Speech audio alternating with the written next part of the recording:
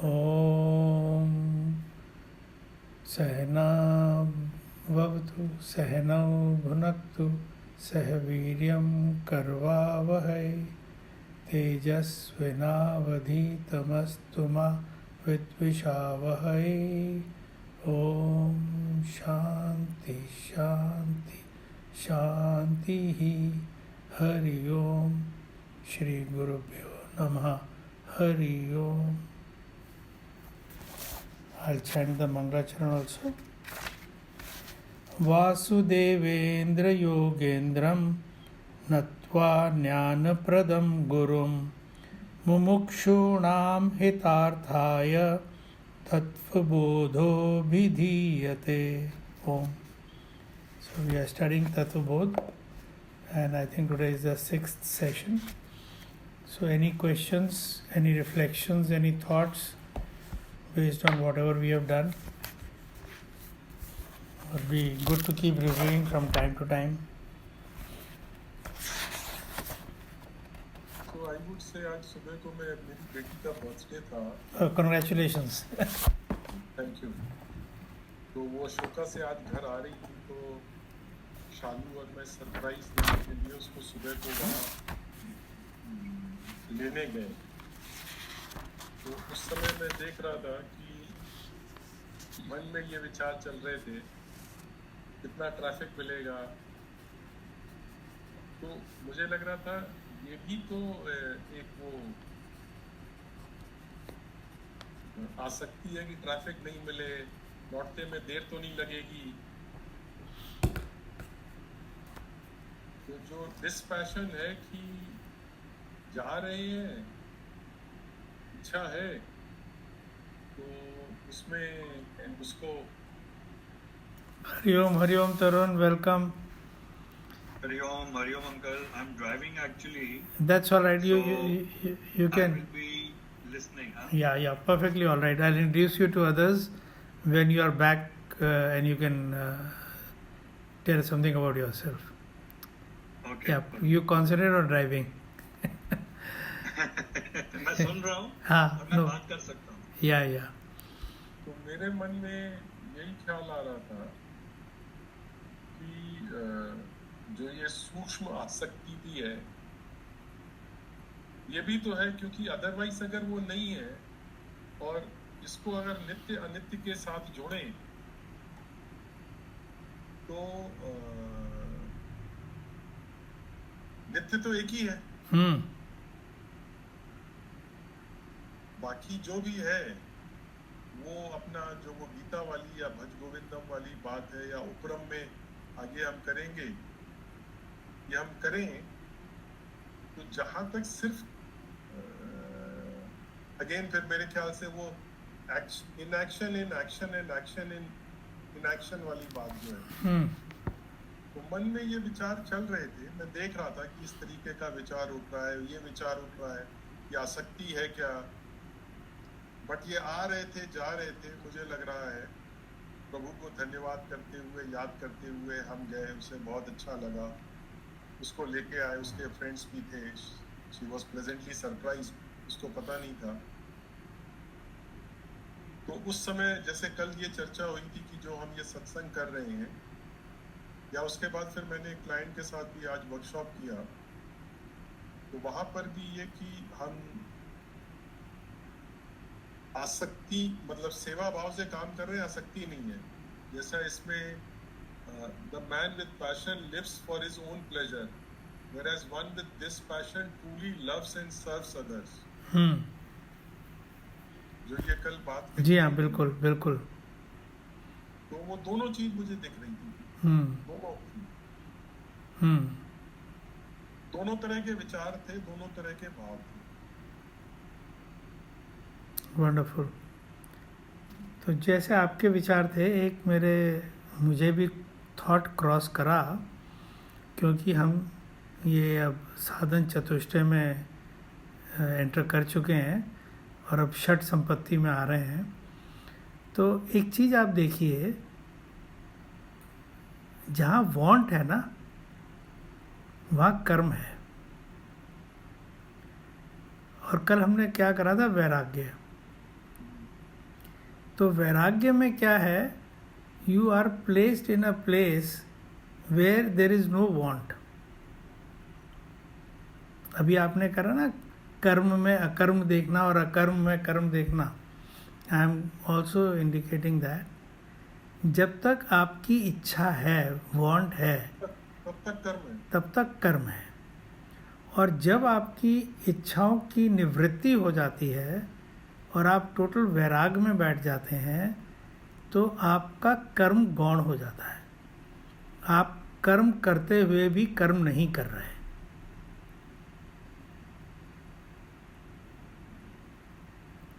और ये जो है देयरफॉर ये जो साधन चतुष्टय है, इसको आप अगर केयरफुली देखेंगे, ये सारा का सारा माइंड और इंटेलेक्ट का गेम है। यहाँ कोई कर्म का रोल नहीं है। तो ये हम विचार मार्ग पे जो चल रहे हैं, अब हम बहुत डिफ़िकल्ट मार्ग इसलिए कि we are used to activity, और ये जो है मार्ग है जो टोटली आप जो है विचार से गवर्न हो रहे हैं। तो सबसे पहला तो उन्होंने ये बता दिया, नित्य अनित्य विवेक का विचार करो। व्हाट इज़ नित्य एंड व्हाट इज़ अनित्य, वो भी विचार की श्रेणी में है। और फिर दूसरा वैराग्य क्या है, जब आपकी ना यहाँ की ना वहाँ की इच्छा की कोई इच्छा रह जाए। तो जब इच्छा नहीं रहेगी तो कर्म क्या है? और इच्छा थी कि टाइम से पहुंचे, टाइम से निकले, वो सब इच्छाएं ही है ना। तो वो सारी इच्छा जो है उसके लिए आप कर्म करोगे, और जैसे ही आप कर्म करोगे तो आप उस पे मार्ग पर नहीं हो जो एकत्व की तरफ ले जा रहा है। कर्म केवल भोग पूर्ति के लिए हो रहा है। नहीं, उसमें कम से कम जो है अंकल ये बोलो तरुण। कुछ रिफ्लेक्सेस वाले कर्म भी होते हैं, कुछ रिफ्लेक्सेस वाले कर्म होते हैं ना, जैसे कि मुझे भूख लग रही है, खाना है, और मेरे को मतलब बहुत पसीना आ रहा है तो मुझे फैन ऑन करना है। कुछ रिफ्लेक्सेस वाले बेसिक कर्म होते हैं। They might not necessarily be, I don't know if we should qualify them as the karam in the context आप बोल रहे हो जैसे uncle. I guess what you are saying is कर्म वो वाले जहाँ पे कि हमें फल की इच्छा है। हाँ बिल्कुल, आपने ठीक पकड़ा। ऑल्दो यहाँ पे भी फल की इच्छा तो है कि भाई हमें कहीं ना कहीं लग रहा है कि हमें नॉर्मल स्टेट में आना है, क्योंकि भूख लग रही है तो कहीं ना कहीं बॉडी में एबनॉर्मल सी आ रही है, तो नॉर्मल स्टेट में आना है, क्योंकि स्वभाव है वास्तव में जो हमारा स्वभाव है वही बॉडी का स्वभाव है कि नॉर्मल स्टेट पे आना चाहते हैं हम थ्रू आउट द डे। तो अब उसमें तरुण, मैं पता है क्या इसके बारे में कैसे सोचूंगा। मेरे को खाना मेरी ड्यूटी है। आपने हमारा वो अटेंड नहीं करा, इसके पहले वाला था, वीडियो पड़े हुए हैं, साधन पंचकम। उसमें क्या है, वर्ष है इसका पूरा, कि आपको भूख को जो है औषधि की तरह उसे औषधि से ट्रीट करना है। औषधि क्या है? जो भूख है वो बीमारी है, वो आपकी रिक्वायरमेंट नहीं है। ये आपको उसे मेंटेन करना आपकी ड्यूटी है। उसकी औषधि भिक्षा है, स्वादिष्ट खाना नहीं है। और ये थोड़ा लंबा डिस्कोर्स हो जाएगा, लेकिन जब आप उसका अपना नज़रिया चेंज करेंगे, भूख को मुझे लग रही है उसकी जगह आप कहेंगे मेरी ड्यूटी है to feed this body in order to use it for God's कार्य, तो आपका दृष्टिकोण एंटायरली डिफरेंट हो जाएगा। अब आप भूख में जहाँ पड़ गए तो फिर वो भोग में लग जाएंगे। हर चीज में स्वाद में पड़ गए। हाँ ठीक है ना। तो भूख तो ज्ञानी को भी लगेगी और भोगी को भी लगेगी। ज्ञानी की जो भूख है वो बॉडी की मेंटेनेंस के लिए है, भिक्षा के थ्रू जो मिल गया वो खा लिया। और जो भोगी है वो तो अपॉर्चुनिटी देखेगा, स्नैकिंग भी करेगा, भूख लगे ना लगे। और अंकल अगर एक चीज और पूछनी है कि फॉर एग्जांपल अगर मैं भोगी की तरह भी खा रहा हूँ हम्म स्वाद के लिए, लेकिन मैं पूरा कॉन्शियस और तटस्थ हूँ कि हाँ मैं अब अपने स्वाद के लिए खाने जा रहा हूँ, और जब मैं स्वाद लूंगा तो मैं इसको देखूंगा कि स्वाद कहाँ से आ रहा है. Can I turn it into a meditation also, this weakness? हाँ, इसको आप पहली बात तो वीकनेस मत कहिए, वीकनेस को तो आप फंस जाओगे. जो आपने बात कही बहुत सुंदर कही है, उसको आप पकड़ लो, इसको आप अपनी स्ट्रेंथ में बना सकते हो. सब कहाँ से आ रहा है, दैट्स ऑल. अगर वीकनेस भी उसे कहोगे तो वो कहाँ से आ रही है, अगर उस विचार में आप मोड़ दोगे तो वो फिर आपको उठा लेगा. ऑब्जर्वेशन और विचार. ऑब्जर्वेशन की कभी और फुर्सत में बात करेंगे. ये बड़ी फुर्सत तो नहीं कहूँगा, जब टॉपिक आएगा, और आएगा इसमें अभी तत्वबोध में. ऑब्जर्वेशन, ऑब्जर्व कौन करता है उसके बारे में हम बात करेंगे. अभी बीच में थोड़ा कंफ्यूजिंग हो जाएगा तो, लेकिन आपका बहुत शुद्ध विचार है कि आप कुछ भी करें उसको देखें वो कहाँ से आ रहा है. बहुत शुद्ध विचार है, वो आपको बहुत हेल्प करेगा. ठीक है, तो अभी हमने ये कर लिया नित्य अनित्य विवेक और वैराग, ये हमने पढ़ लिए हैं. We will now move to 6-fold wealth, हाँ, षट संपत्ति. तो उसमें क्या है, समाधि साधन संपत्ति ही का नॉट का. सो पहले उन्होंने कहा था, अब का है. तो थोड़ा संस्कृत की लैंग्वेज की वो है. कह with double dot is used when it refers to masculine word. Sanskrit has got 3 genders: masculine, pulling, and masculine, feminine, and neutral. So in this case, sampatti is feminine, so the word used is ka. It again means what. पहले जो था वो masculine था, तो वो कहा था, that also means what, right? और अगर न्यूट्रल होगा तो किम आ जाएगा. So कह का किम. समाधि साधन संपत्ति ही का. So he says it is, what are the 6-fold wealth? शमो दमा उपरति तितिक्षा श्रद्धा समाधानम च इति. These 6 are the 6-fold wealth. So why are they called 6-fold wealth? It is wealth, sampatti, that we will require in our progress to knowing ourselves. तत्वबोध के ज्ञान में ये संपत्ति हमको चाहिए. आपको गाड़ी खरीदनी है तो आपको अर्थ चाहिए, उसके लिए आप यत्न प्रयत्न करेंगे तभी गाड़ी खरीद पाएंगे. यहाँ पर तत्वबोध के ज्ञान के लिए ये वेल्थ चाहिए. ये वेल्थ है.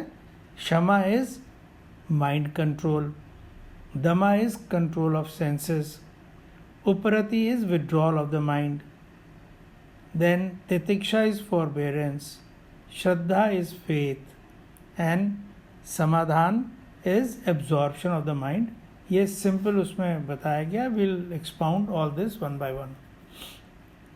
So early on, Bhagwan Shankaracharya had written, when he was writing the introductory verse, he had said, Tattva Vivek Prakaram Vakshamaha. I am now going to tell you the method of how I am going to expound on Tattva Vivek, right? Prakaram we said, no, it was the methodology. तो methodology क्या है? Use one word, explain the meaning. Use one word, explain the meaning. तो अभी आप देखिए, उन्होंने शुरू में एक वर्ड यूज़ करा, साधन चतुष्टय, 4-fold qualifications. All through the book, everything will be coming out of this only. कोई और कंसेप्ट नहीं लेंगे, वो जो जो इसमें से आता जाएगा उसको समझाते जाएंगे. तो अब ये साधन चतुष्टय में 4 बताए, विवेक, वैराग्य, षट संपत्ति एंड मुमुक्षुत्वम. तो वैराग्य समझा दिया.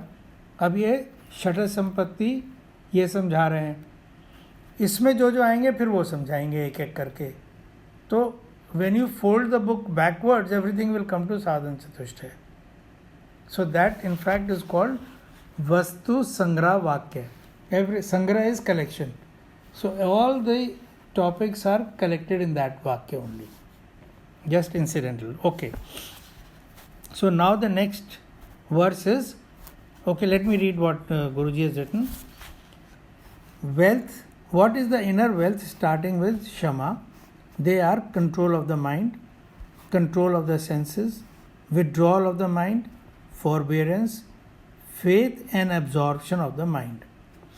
The light of dawn precedes the rising of the sun. It dispels the darkness and beautifies the world. Similarly, the sixfold inner wealth beautifies our personalities and behavior even before the rise of the knowledge of the truth. Outer wealth decreases on spending and increase our sorrow. Inner wealth increases with the use and decreases our grief. The six are interrelated. They Shat Sampatti. They are all interrelated, and the seeker needs to equip himself with all of them for his spiritual progress. तो हमने शुरू में जब start करा था ये text, सबसे पहले कहा था कि what is our goal. So the goal we said was आत्यांतिक दुख की निवृत्ति और परमानंद प्राप्ति. अब आप अगर इससे if you are wedded to this goal of life, तो जहाँ जहाँ आपको दुख मिलता है one should close that road, और जहाँ जहाँ सुख मिलता है वहाँ you should broaden the pathway. और ये जो सिक्स फोल्ड वेल्थ है, अगर आप इसको अपने में उतारना शुरू करेंगे तो you will find peace and joy as you move along. So I'll read. Shama kaha. This is a question he has raised because he has talked of sixfold wealth. One of them was Shama. Now he says, what is that? It is Mano Nigraha. He answers it also. It is control over the mind. Guruji has written, what is Shama? It is control or mastery over the mind. What is the mind? The mind is a continuous flow of thoughts. ये आप कहीं mental note कर लीजिए, चाहे लिख लीजिए, ये बार बार use होता है. No text book, no article on Vedanta is complete without the use of the word mind. And what is mind should be very clear. So mind is a continuous flow of thoughts. Each word is important. It is a continuous flow. It is not a stationary thought. It is a continuous flow of thoughts. The thoughts, innumerable in number, are about various objects and flash in and out of the mind at high speed. Each thought by itself appears flimsy, but the total force of the mind is terrific. It prompts us into various actions. It becomes agitated, distracted, is stubborn and unyielding. In fact, when Bhagwan Krishna was telling Arjun on various aspects of yoga, so Arjun immediately says that this mind is so difficult to control that I do not see how I will be able to implement the yoga that you are talking of. That comes in 34th verse of chapter 6. Chanchalam hi manha Krishna pramathi balvad dridhram sorry दृढ़ होता है ना, दृढ़. I'm sorry, I'm not able to pronounce right now. Dhr means very stubborn. So Arjun is saying it is very forceful, chanchal and very difficult to control. Then how do you expect me to implement it and enter into that yoga? So then he says, he gives the answer also. He says, this is done by abhyas, practice, and by vairagya. Practicing vairagya will lead you to this control over the mind. Guruji further says, we may disobey others, but we are enslaved by our own mind. The moods of the mind toss us from elation to depression, from sublime to the ridiculous. One who possesses such a mind cannot undertake any inquiry into the nature of oneself. Any questions? A man sitting in a room goes out due to either of the two reasons. Someone from outside calls him, or he is bored and his mind desires something and prompts him to go out. Similarly, man gets distracted due to the senses that run after the objects and prompt the mind to run along with them, and inner desires or memories that prompt the mind into the world of objects. When we refuse to react, participate, or entertain these distracting thoughts, they lose their hold over us. This is abhyas. Krishnji was saying. And we remain in full control of the mind. This requires alertness and continuous vigilance. See, all these things he is giving you how to go about controlling. So make a mental note, read it again, and then see if you can put it into practice. Because nobody will be able to control your mind on your behalf. And if he does, then he'll be controlling you. So don't allow that also. We can also control the mind by withdrawing it from objects, by understanding their sorrow-giving and desire-prompting nature. He calls it dosh drishtya muhur murhu muhu. Muhur muhu is again and again. See the dosh drishti, have the sight for seeing the sorrow-giving nature again and again. They give you sorrow again and again. We have to break the habit of the mind of remaining preoccupied with thoughts and brooding over objects. And objects, if you remember, we had said anything pertaining to the world, that's objects. The mind may not take too kindly to this disciplining, but by intelligent practice, not force, it turns out to be our best friend. Again, Gita में भगवान ने बड़ा clear कहा है, you are your own friend and you are your own enemy. So it is your mind which is controlled becomes your friend, and it is your mind which is uncontrolled which is your biggest enemy. One who has controlled one's mind has as well controlled the world. So no wonder it is a multi-billion-dollar industry in the world today. Control of mind. And in Kathopanishad, there is an allegorical story in one of the mantras, 1.3rd mantra of 3rd valli of the first chapter in Kathopanishad, which likens the chariot to your body, and the person riding that chariot is you, the jiva, and the charioteer who is driving the horses is the intellect, and the reins with which he is controlling the horses, they are the mind, and the horses are the sense organs. 5 horses, 5 sense organs. So he says that if you want to go on the right path, and so there are 2 paths. One is the path of the Shreyas and one is the path of the Preyas. Preyas is one that you like, Priya, and Shreyas is which is good. So if you want to go on the path of the good, you'll reach the goal. If you follow the path of the Preyas, your senses will lead you astray, because they will only go with what their senses enjoy.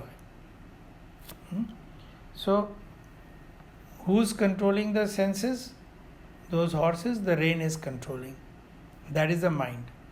So, if the mind is not able to control the horses, your carriage will land elsewhere. And the reins are in the hands of the intellect. So, the intellect has to be firm with the mind, and the mind has to be firm on the horses. So, control the mind through the intellect. So, if you are clear, you have to tread the path of good, then tell your mind not to pursue the pleasures of the senses. And that is Shama. In the entire Shat Sampatti, you will find everything relating to the mind, and Patanjal Yog Sutra. The very first sutra of Yog Sutra is Yoga Anushasanam. Very first sutra. Now the yoga of discipline. So, underscoring all our sadhana of sadhan chatushta is discipline. So, if you learn the art of discipline, then you have just as well probably won the battle of mind control. So, this should be done very assiduously, very determinedly, very consciously. Any questions?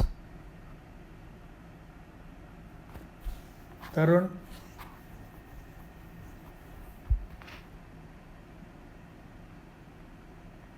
Anil ji? सबसे बड़ा यही challenge है, जो नित्य अनित्य का विवेक करना है वो भी माइंड नहीं करना है। वैराग्य में भी माइंड ही फंसता है। राग में राग द्वेष मन का गुण है, तो इस मन को इंटेलेक्ट से कंट्रोल करना तो की है, और वही इंटेलेक्ट ही हमें नित्य अनित्य का विवेक, और जो ये अनित्य में दुख है वो विवेक से ही दिखेगा। जी हाँ। तो है हाँ, तो सारा मन का ही खेल। मन का खेल है सेंसेस को लेकर, और मन को कंट्रोल है विवेक का। और विवेक जो है, जो हम पहले कल भी बात करी थी, you have to attach your mind to the higher. और जब आप हायर से अटैच हो जाएंगे तो वो लोअर को छोड़ पाएगा।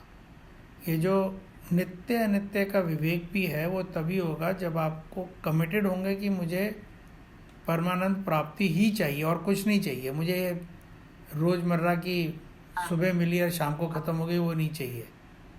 तो जब आप परमानंद प्राप्ति से ही सेटिस्फाई होने वाले हैं तो फिर आपका इंटेलेक्ट भी वैसे ही काम करेगा।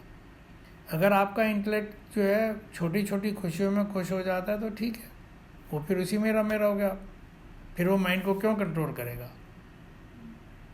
माइंड को तो तभी कंट्रोल करेगा जब आप बिल्कुल क्लियर हो of the goal, and then you will make way to achieve it.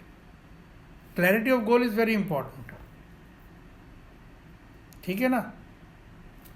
तो ये जो अभी राग द्वेष वाली बात आई थी, गोल की क्लैरिटी कितनी भी हो, मन का वेग जो है तो उसमें फिर वही अल्टीमेटली तो मुझे तो लगता है समर्पण ही करना पड़ता है, क्योंकि करवा प्रभु ही रहेंगे। वो मैं सालों से लिख रहा हूँ कि मेरे लाइफ का पहला गोल यही है, लेकिन मन भटक जाता है। हाँ, तो उसमें जो है जैसे भी भगवान श्री ने यही कहा है, अभ्यास और वैराग्य, ठीक है ना। तो अभ्यास और वैराग्य आपका पुष्ट क्यों नहीं हो रहा, उसके ऊपर हम चर्चा कर सकते हैं नेक्स्ट टाइम, क्योंकि ये गोल की क्लैरिटी मुझे इसके ऊपर भी थोड़ा चर्चा करना पड़ेगा कि भाई कहाँ कॉम्प्रोमाइज़ हो रही है कि आपका वैराग्य स्थिर नहीं हो पा रहा है। We'll have to talk about it, ठीक है। चलिए, so I will conclude by saying the concluding prayer. ओम पूर्णमदः पूर्णमिदं पूर्णात् पूर्णमुदच्यते पूर्णस्य पूर्णमादाय पूर्णमेवावशिष्यते। ओम शांति शांति शांति। हरि ओम। श्री गुरुभ्यो नमः। हरि ओम। Thank you all for joining. May Lord's blessings be with us that we may reach our destination. Hari Om. Thank you. Hari Om.